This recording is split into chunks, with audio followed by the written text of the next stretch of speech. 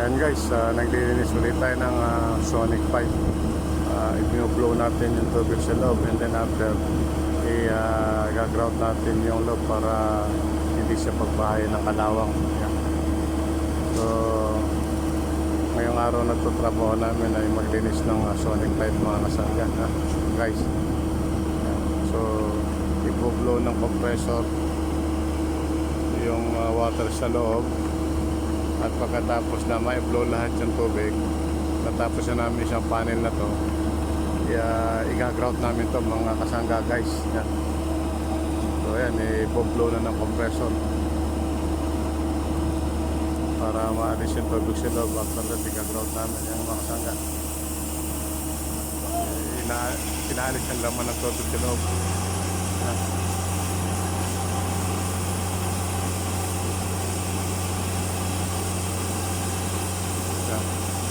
Bali yung isang panel, jam na Sonic 5.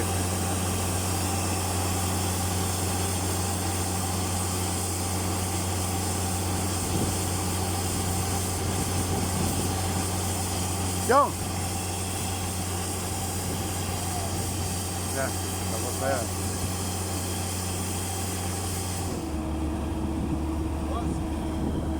Another Sonic 5 yung nilalagyan namin na yan. So i-blow ulit yan mga sangga. I-blow ulit ng ating compressor yan. Yan mga sangga, takas ng presyo ng tubig. Sonic 5 cleaning, and after that we're going to put the cement grout inside to prevent this kalawang. So we're meant to have this kalawang mga tangga.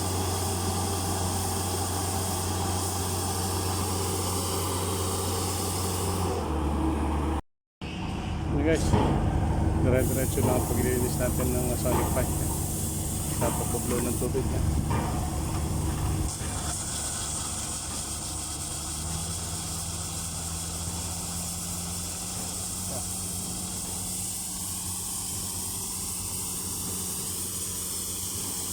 Diretso lang ang paglilinis natin na Sonic 5, blow ng tubig.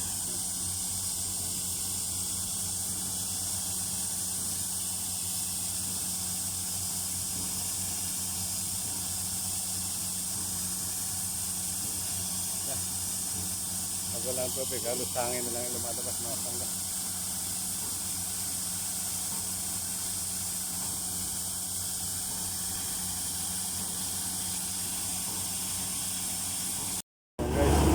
Diretso lang ang paglilinis natin ng 5.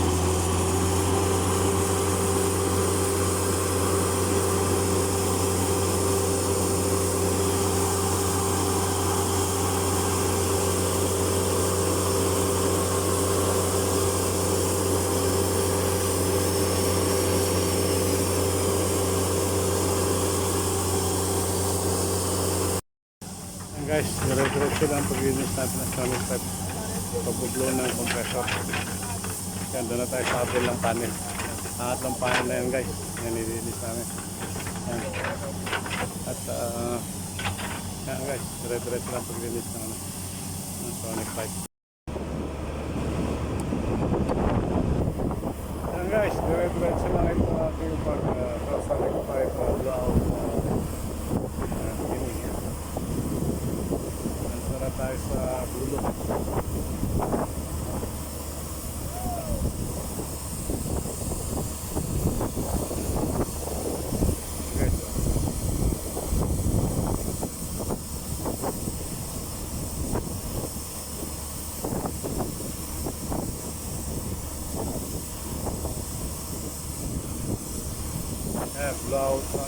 Blow out ng Sonic 5.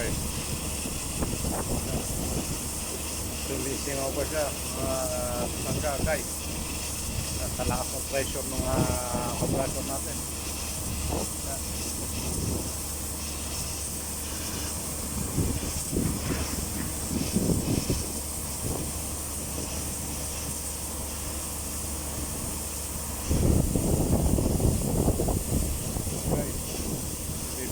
panel na ating nililinis.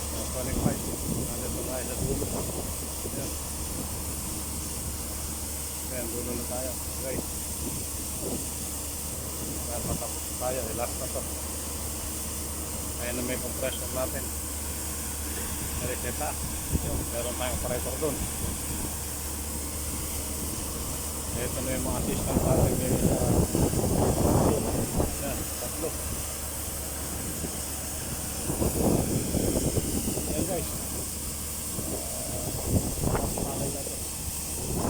Kaya na may ibang rim. Yung mga leveling ngayon. Breaking ng concrete. Ayan guys. Diretso lang. Pilinis natin. Ibinoblow ng compressor para lumabas natin sa dito. And then after ipapakti natin ng cement grout. Ayan guys. Diretso lang. Hindi ipapakti pa. Kaya naman.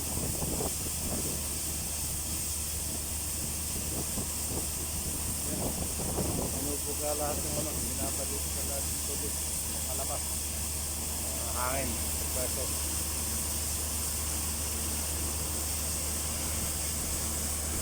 Ayan mga gamit natin. Tawag natin yun. Guys, lubos na yan. Bubunutin na natin lubos. Ayan guys. Dire-diretso lang ang paglilinis natin ng Sonic 5. Ibinoblow ng compressor natin. Ayan. Sineset ng mga tao natin. And then iboblow lang nitong ano. Itong compressor mga kasangga. Ayan. Mga kasangga, iboblow na niya. Ayan. Dire-diretso lang ang blow mga kasangga. Yeah.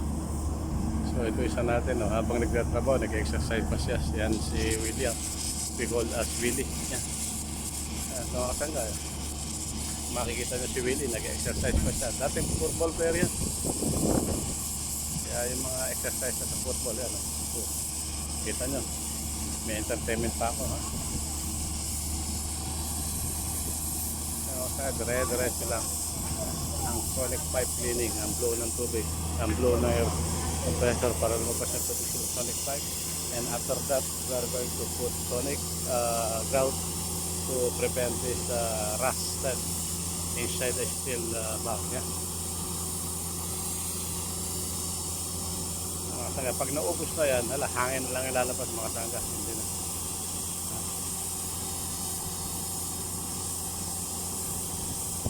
Dire-diretso lang ang paglilinis natin ng Sonic 5 mga kasangga guys. Sonic 5, pangatlong panel na po.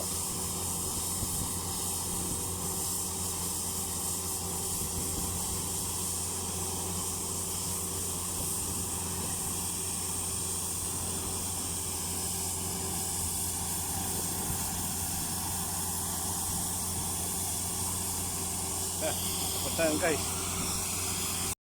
Guys, dire-diretso lang ang kapoblow natin. Yan. Pinubukin na naman ng compressor yung tubig sa loob ng Sonic 5. At the same time, ito, naglalagay na tayo ng ground din. Yan guys. Naka-compressor na compressor natin. Ito naman yung team yan. Naglalagay ng ground. Dire-diretso lang ang pag-ground. Dire-diretso lang ang pag-ground ng compressor ng tubig sa loob ng Sonic 5 mga sangga. Last na, tapos na.